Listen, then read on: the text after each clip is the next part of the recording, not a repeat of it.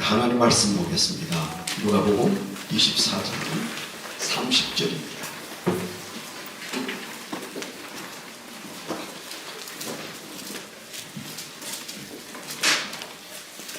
누가복음 24장 30절부터 35절까지 교독해서 읽도록 하겠습니다.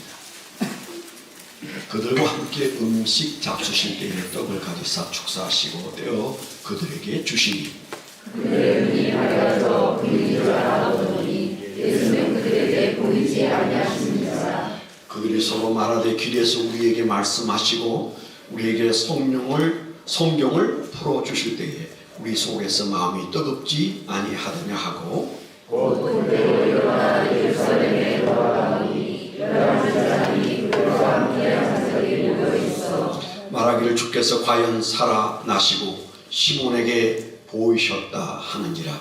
두 사람도 길에서 된 일과 예수께서 떡을 떼심으로 자기에게 알려주신 것을 말하더라. 아멘. 하나님 앞에 예물 드리는 시간을 갖겠습니다. 정성껏 예물을 드리도록 하겠습니다.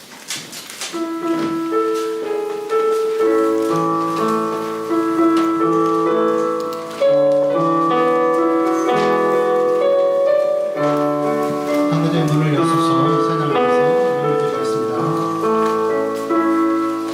하늘의 문을 여소서 이곳을 주목하소서 주를 향한 노래가 꺼지지 않으니 하늘을 열고 보소서 이곳에 임재하소서 주님을 기다립니다. 기도의 향기가 하늘에 닿으니 주와 임재하여 주소서. 이곳에 오셔서 이곳에 앉으소서.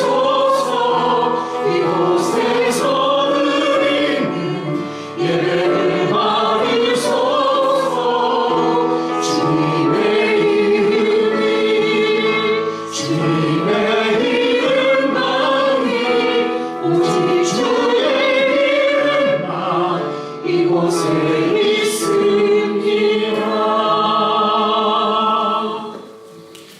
하나님 아버지, 호흡이 있어 주 앞에 찬양하며 주 앞에 우리의 소중한 물질을 믿음으로 주님의 뜻대로 구별하여 드렸습니다. 하나님, 믿음으로 드린 예물이 하나님 앞에서 참으로 우리의 믿음이 되게 하시고 하나님께서 풍성하신 대로 우리를 채워주시는 은혜를 이 한 주간에도 간증하게 하여 주옵소서. 하나님 아버지, 10의 1조를 드리면서 모든 것이 주께로부터 왔다고 고백하고 그리고 말라기서에 있는 말씀대로 우리를 주님께서 풍성케 하여 주실 시험거리라고 말씀하신 주여, 우리가 하나님으로 인하여 우리가 참으로 신앙을 고백하는 기회가 되게 하여 주옵시고 교회 건축을 위해서 여러 가지 하나님의 필요를 생각하며 드린 예물들이 하나님께 다 상달되게 하여 주옵시고 어느 때보다도 어려운 시절을 살아가는 하나님의 백성들의 입에서 한숨이 아니라 찬양이 나올 수 있도록 하나님 우리의 삶의 형편을 고쳐 주시옵소서. 예수 그리스도의 이름으로 감사하며 기도드렸습니다. 아멘. 광고 말씀 드리도록 하겠습니다.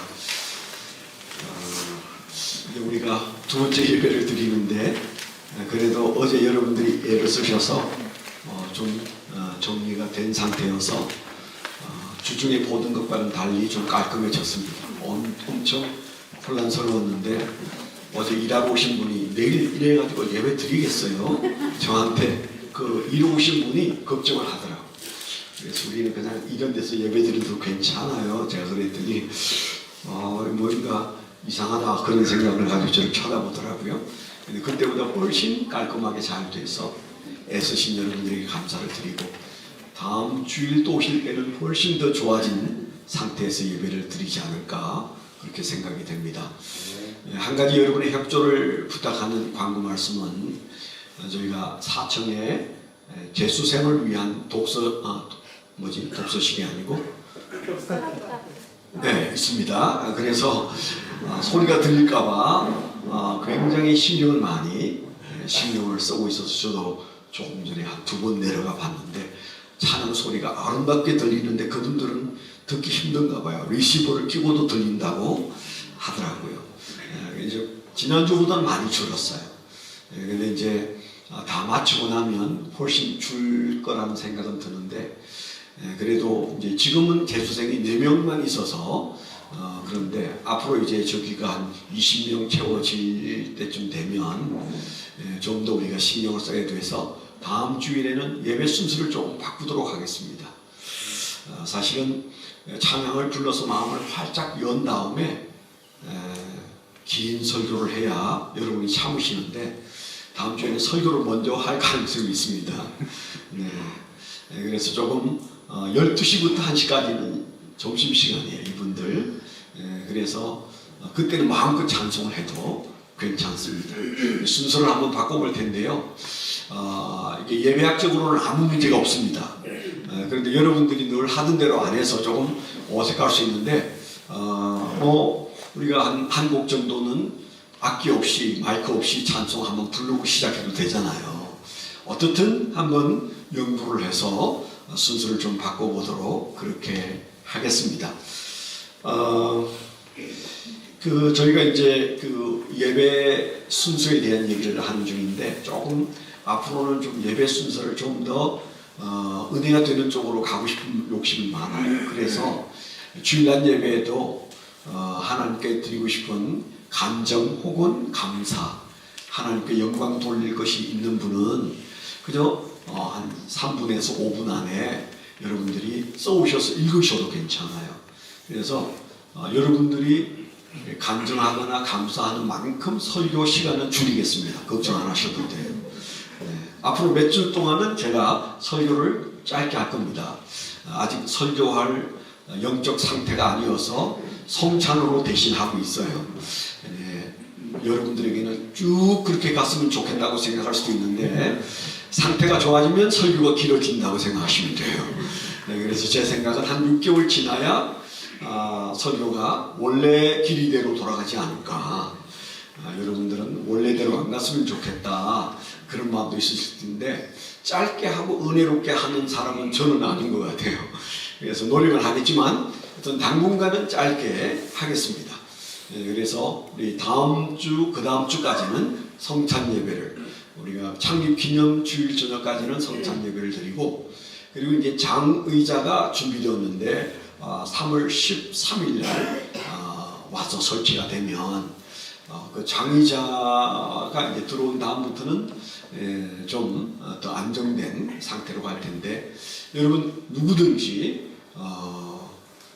간증할 수 있는 시간 또 뭐 간증이라면 좀 부담되니까 감사 혹은 하나님의 영광 돌리고 싶은 내용들이 있으시면 써오셔서 읽으시면 돼요. 그래서 좀 예배 시간에 간증 순서도 좀 있었으면 좋겠다. 또 여러분 중에 나는 특송을 한번 하고 싶다 이런 분이 계시잖아요. 길지만 않으면 돼요.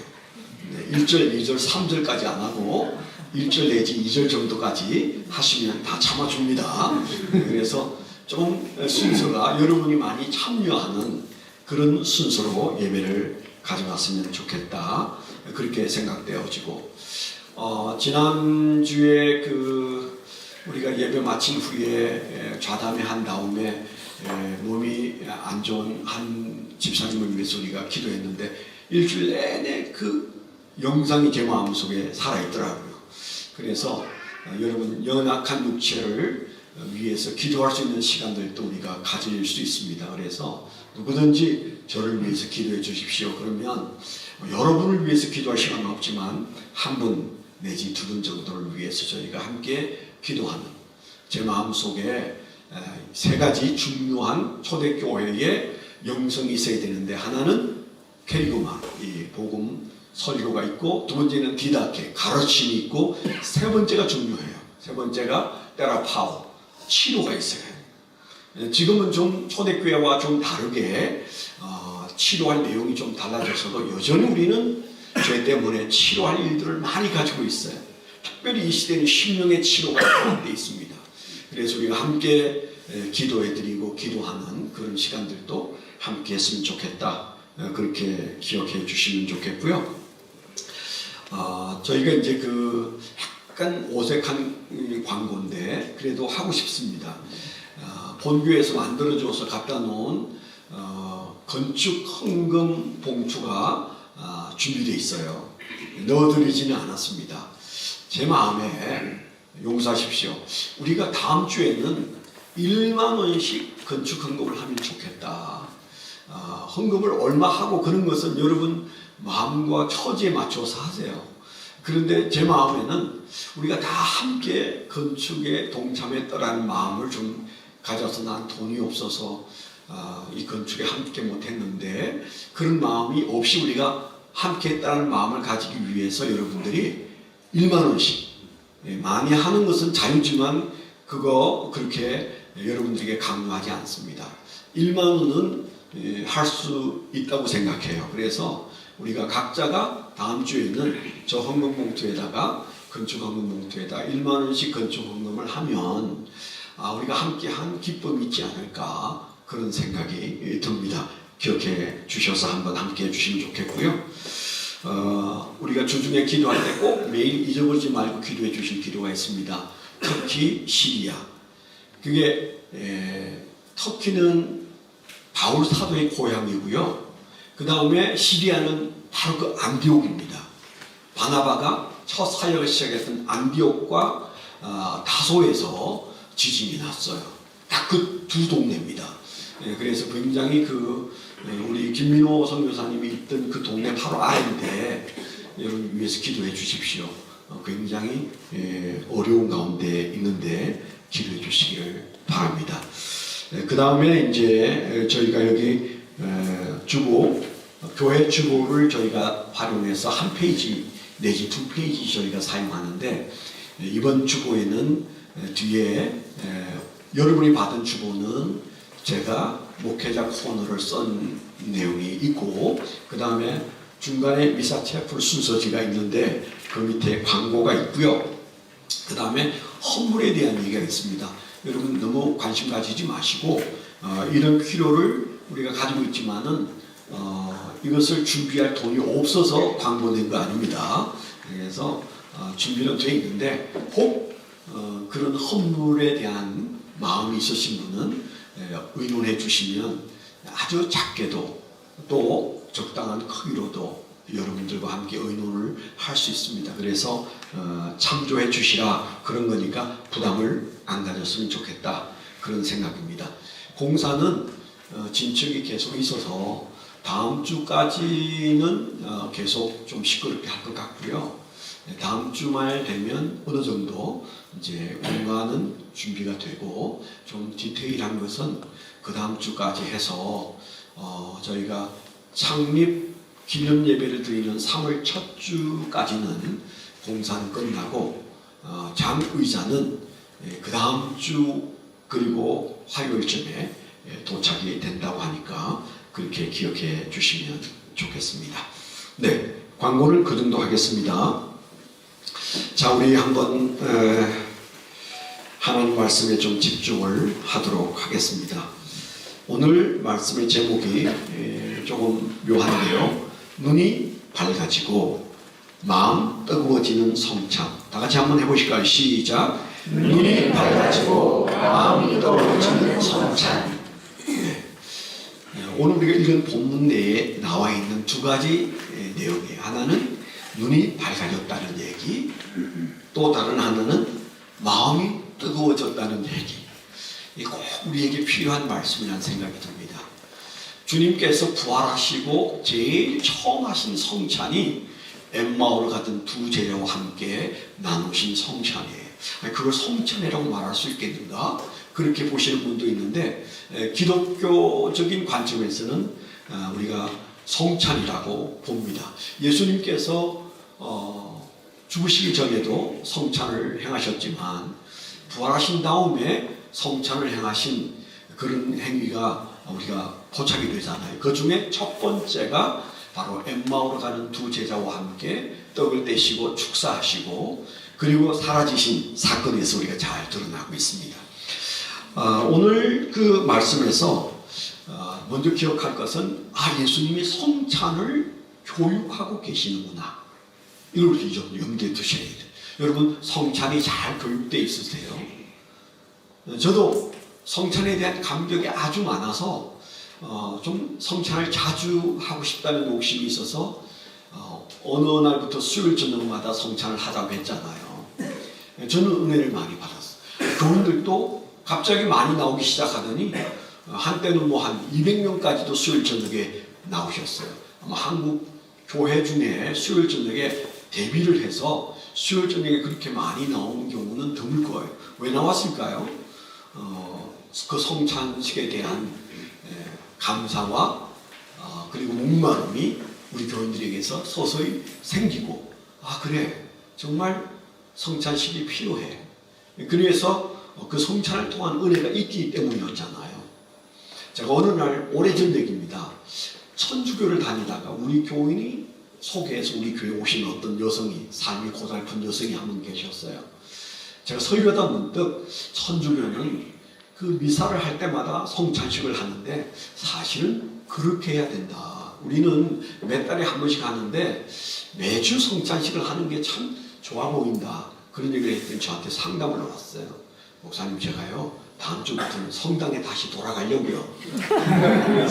예? 그랬더니 자기가 떠나온 성당이 잘못하고 있는 것만 아니고 목사님 말씀대로라면 매주 성찬식을 하는 내가 다니던 그 성당에 돌아가야 될 것 같다고. 그래서 제가 물어봤어요. 그러면 당신이 힘들어서 왔는데 치료됐어요? 그랬더니 예 목사님 치료가 됐습니다. 이제 매주 성찬을 하기 위해서 성당으로 나가겠습니다. 그래서 제가 한 말이 참 실수도 많고 문제도 많이 일으키는데 아이고 그 얘기했다고 교인 한 사람 놓쳤구나 그런 생각이 들더라고요. 어쨌거나 조금 그 성찬에 대한 이해가 달라도 성찬은 중요합니다. 지난주에도 말씀드린 대로 화채소는 너무했다. 해도 너무 갔다. 어떻게 예수님의 몸이 저 포도주고 저 떡이겠느냐. 주님의 말씀하신 대로 기념하라는 말씀은 그냥 기념으로도 충분하다. 이제 이런 생각을 우리가 가지고 있잖아요. 얼마나 건전한 신학인지 몰라요. 그래서 성찬은 기념하는 의식으로도 충분히 은혜가 있고 의미가 있고 신앙이 보양될 수 있습니다. 그래서 어떤 분은 그래요. 성경 구약부터 신약까지 일독하는 것 이상으로 성찬 한 번이 더 큰 영적인 고향을 준다. 그렇게 말하는 분도 계세요.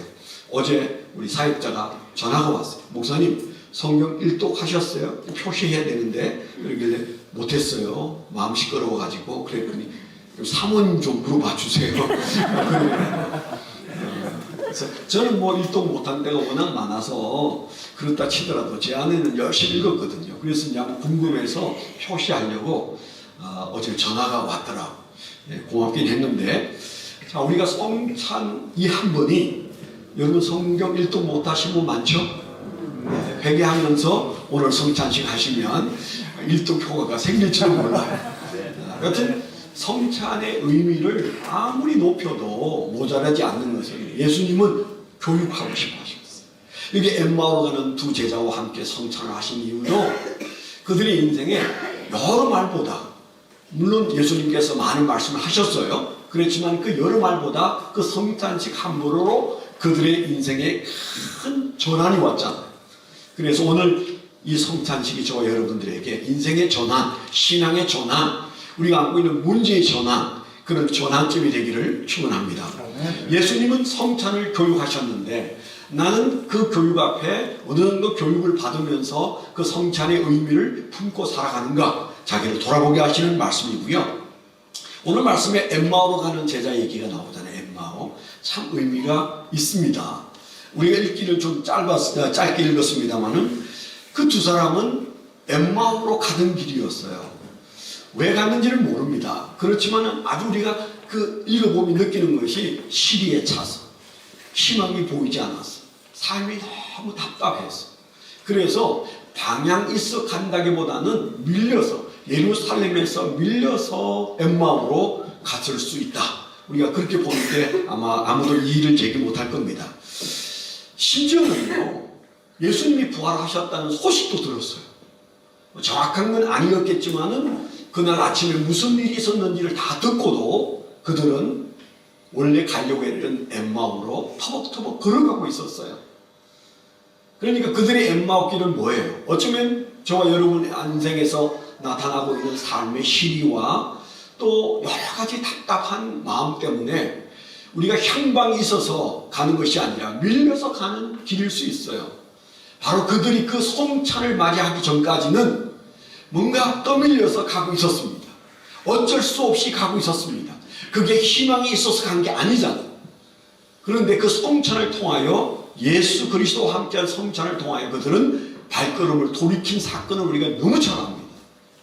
우리 인생의 이 예배가 또 이 성찬 예배가 엠마오로 가던 걸음이 다시 돌이켜서 예루살렘으로 떠나온 예루살렘으로 돌아가는 은혜가 있기를 축원합니다.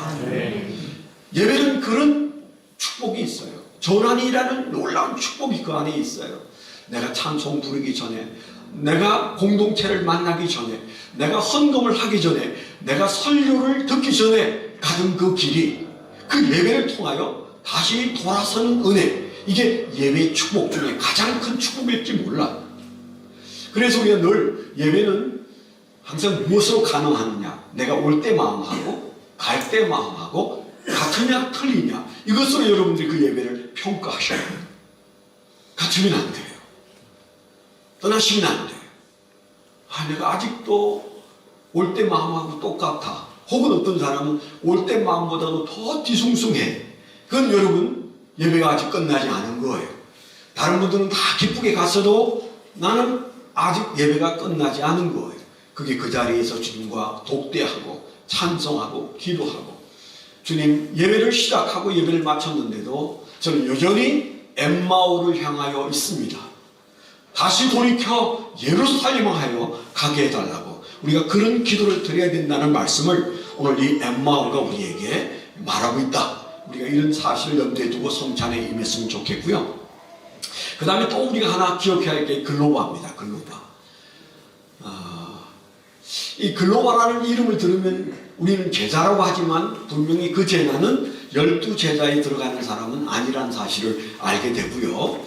요한복음 19장 25절에 보면 예수의 십자가 곁에는 그 어머니와 이모와 글로바의 아내 마리아와 막달라 마리아가 섰는지라 그랬어요.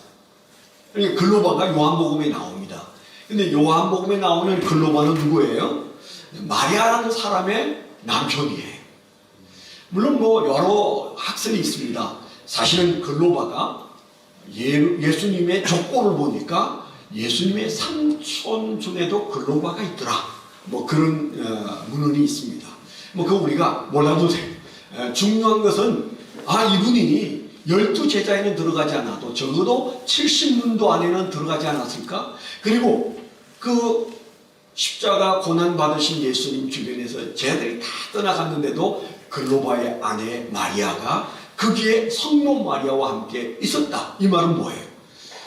이 글로바의 신앙이 보통 신앙은 아니었을 것이다. 그런 진단을 하는 거죠. 저희 이제 한국에서 오래 신앙생활 하니까요, 둘 다 신앙이 좋기는 좀 어려워. 옆에 있는 자기 남편이나 아내를 보세요. 둘 다 좋다. 그건 기대하기 좀 어려워요. 근데 저는 둘 중에 하나만 좋아도 좋아, 이런 생각이 들 때가 많아요. 이게 신앙은요, 안 좋은 쪽으로 흘러가기보다는 좋은 쪽으로 흘러가게 돼 있어요. 영적인 대로 흘러가게 돼 있어요. 그러니까 좀 시간이 걸려도 한쪽만 신앙이 좋아도 언젠가는 좋아진다, 이런 기대를 가지고 있습니다. 네. 자기 얘기인지 아내 얘기인지 왜 안 했는지. 여튼 우리가 기억해야 할 것은 이 글로바라는 사람이 그렇게 무지한 사람이 아니고, 그렇게 신앙 없는 사람이 아니고, 그가 마리아라는 여인의 남편이었고 그 여인이 예수님의 죽음 앞에 의연하게 서 있었고 담대하게 서 있었고 두려움 없이 서 있었다는 말은 굉장한 신앙이었을 것 같다. 그런 생각이 들고 이 글로바와 함께 주고받은 예수님과의 대화를 들어보면 정말 아는 거 많은 사람이고요. 상황을 다 인식하고 있습니다. 그런데 왜 엠마오로 가고 있죠? 제가 이 말씀을 묵상하다가 이상한 장난기가 생겼는데 왜 너는 글로 보냐? 글로 봐. 왜 글로 봐? 이런 마음이 들었어요. 흔히 우리가 요나서를 읽을 때 요나 이렇게 읽으면 은혜가 된다고 그러잖아요. 예수님이 왜 하필이면 지금 부활하셔서 마음이 급하실 텐데 우리가 잘 모르는 글로바하고 다른 한 사람이 엠마오로 가는데 그것도 시리에 차서 낙심해서 터벅터벅 가는 그 사람에게 왔을까? 낙심해서 왔을까요? 뭐 그랬을 수 있습니다. 또 비중 있는 사람이었을까요? 뭐 그랬을 수 있습니다. 중요한 것 하나는 주님이 부활 후에 이제 마리아에게 자기를 보여주신 다음에 이 글로바하고 또 다른 한 사람에게 나타나서 그들과 엠마오로 가는 길에 동행했다는 사실이에요. 이건 굉장히 의미 있는 일이잖아요. 왜 그랬을까? 뭐 이유는 찾을 수가 없어요. 그런데 분명한 것은 그냥 제 마음속에 저 사람들은 왜 예수의 부활의 소식을 듣고도 마음이 움직이지 않았을까? 왜 아침에 가려고 했던 그 엠마오로 가고 있을까? 그들이 보고 있는 시선의 문제다. 그런 생각이 들지 않으세요? 사람은요, 어디를 쳐다보느냐가 중요해요. 그 길을 바라보면 그 길로 가게 되어 있어요. 여러분 왜 여기 있어요? 여러분이 바라보던 곳으로 와 있잖아요. 내일 우리는 어디로 갈까요? 우리가 지금 생각하고 바라보는 곳으로 갈 겁니다. 그냥 그저 우연히 어딘가로 가는 게 아니에요. 저는 여러분들이 아무 얘기 없었는데도 달도 찾아오는 걸 보고 야 대단하다 야. 좀 약간 나이가 들어서 그런 생각이 들는지 몰라도 나는 어디 가려면 신경질 나부터 나는데 어떻게 잘 찾아오지? 그런 생각이 들었어요. 여러분 마음이 있고 시선이 있으면 그 길에 있게 되어 있어요. 신앙도 마찬가지예요. 신앙도 마찬가지. 왜 그들이 엠마오 길로 가고 있을까요? 그 어둡고 부정적이고 낙심스러운 그곳을 바라보고 있기 때문에 그걸로 보고 있기 때문이에요. 주님께서 왜 나타나셨을까? 왜 그걸로 보고 있냐? 너희가 지금 그쪽으로 바라보고 갈 일이 아니다. 너의 시선이 어디를 향하고 있는지 보라. 내가 기대하는 너의 시선은 엠마오가 아니다. 예루살렘이다. 주님께서 그 말씀을 하시고 싶어서 사실은 찾아오셨다. 그렇게 말할 수 있는 것이죠. 우리가 기억해야 될 중요한 얘기 중에 하나가 우리 인생에서 바라보는 것을 나는 점검하고 살아가는가. 제가 이런 얘기를 들은 적이 있어요. 돌아가셨는데 이중표 목사님, 그 목사님이 굉장히 훌륭한 목사님인데 별세 신학을 외쳤던 한신교회 터미널 앞에서 한신교회를 개척하기 전에 그분이 영등포 쪽에서 어떤 권사가 호를 사서 그리고 몇 사람 모아놓고 저 고부에서 시골에서 목회를 하고 있던 이분을 초청해서 이분이 서울 목회를 시작했어요. 근데 얼마의 시간이 지난 다음에 갈등이 생겼어요. 근데 어느 날 그 자기를 초청했던 권사가 이 이종표 목사님을 가라고 해서 가라고 하는데 안 가니까 와서 장독을 다 깨버렸대요. 그 사모님이랑 너무 충격을 받고 이분이 청계산 기도원에 올라갔는데 거기에서 이상한 간정을 들었대요. 그리고 이분이 내려와서 한신교회를 개척한 거거든요. 터미널에. 그때 얘기를 오래전에 제가 들었는데 이런 얘기였어요. 그 청계산에서 만난 어떤 목사님이 간증했대요. 그 목사님의 교회에도 좀 이렇게 갈등이 있었는데 요즘 보니까 갈등 많은 교회 많죠. 근데 장로님 한 분이 저 장로석에 앉았는데 지금 좀 바뀌어요. 옛날에는 장로석이 이렇게 있어요. 그래서 교인들이 저기도 보고 여기도 서고 하는데 이렇게 있는 장로석에 어떤 장로가 담임 목사와 갈등을 일으키더니 이제 예배 시간이 딱 와서 설교하려면 신문을 쫙 펼친대요. 신문에 끄떡끄떡 하면서 신문을 읽고 있대요. 설교 끝나면 또 탁탁 적는데요. 그러니까 그 목사님이 얼마나 힘들었겠어요. 아니 어떻게 당신 설교하지 마. 그 얘기 같잖아요. 너무 속상해서 하나님께 도대체 저 인간을 왜 가만두십니까? 막 그렇게 하나님께 기도했는데 어느 날 자고 일어났는데 앞이 안 보여요. 신문 본 장로의 눈이 몰아야 되는데 목사님의 눈이 모르는 거예요. 아니 하나님 여기가 아니고 저긴데요. 그랬더니 하나님께서 나는 너에게 준 메시지가 있다. 기도해라. 그래가지고 그때부터 일주일 동안 매달려서 울고불고 막 기도를 했대요. 하나님 정말 잘못했습니다. 내 마음속에 그를 미워하는 마음 때문에 제 마음이 온통 거기가 있었는데 주님 저를 사랑하셔서 저에게 이런 표적을 주셨는데 회개합니다. 이제 그렇게 막 기도를 한 일주일 만에 다시 눈이 서서히 밝아졌대요. 그 얘기를 이중표 목사님이 듣고는 마음속에 있는 분노를 가라앉히고 한신교회를 개척해서 지금 뭐 분당에도 있고 저기도 있잖아요. 그런 큰 기장적 교회에서는 전무후무한 큰 교회를 그가 부흥시키고 암이 걸려서 세상을 떠나셨습니다마는 그러니까 우리가 어디로 보느냐가 중요한 거예요. 무엇을 보느냐가 중요해요. 지금 우리에게 있어 이 성찬은 엠마오를 바라보던 그 눈이 돌이켜 예루살렘을 보고자 하는 영적인 각성과 결단이 필요해요. 눈이 가는 대로 보면 우리는 엠마오를 보기가 너무 쉬워요. 오늘 이 성찬을 통해서 저와 여러분들이 주님이 보여주고자 하는 그 새로운 예루살렘을 보게 되기를 축원합니다. 그들이 어떻게 했어요? 예수님의 말씀을 들으면서 마음이 뜨거워졌고 예수님이 주시는 떡을 받아서 먹고는 눈이 밝아졌어요. 오늘 우리가 이 두 개가 일어나야 돼요. 눈이 밝아지고 그리고 가슴이 뜨거워지면 끝이 아무것도 문제가 안 돼요. 우리 누구도 품을 수 있고 누구도 사랑할 수 있습니다. 우리가 그런 존재가 아닌 것을 너무 잘 알기 때문에 이 성찬 앞에 주님께서 우리에게 이 말씀을 주셨다. 저는 그렇게 생각되어지거든요. 그래서 정말 이 성찬을 통해서 우리의 마음을 엠마오에서 예루살렘으로 돌이킬 때 먼저 눈이 밝아지고 아멘. 그 다음에 우리 마음속에 가슴이 뜨거워지는 은혜를 체험해서 그들이 뭐 했어요? 떠나왔던 예루살렘으로 가서 우리가 예수 그리스도의 부활을 만났다고 그 사도들에게 말했잖아요. 지금 주님이 기대하시는 것은 우리 입술에서 이제는 예수 그리스도의 부활을 말할 수 있는 그 은혜가 일어나기를 주님께서 기대하신다는 사실을 믿게 되기를 축원합니다. 기도하겠습니다.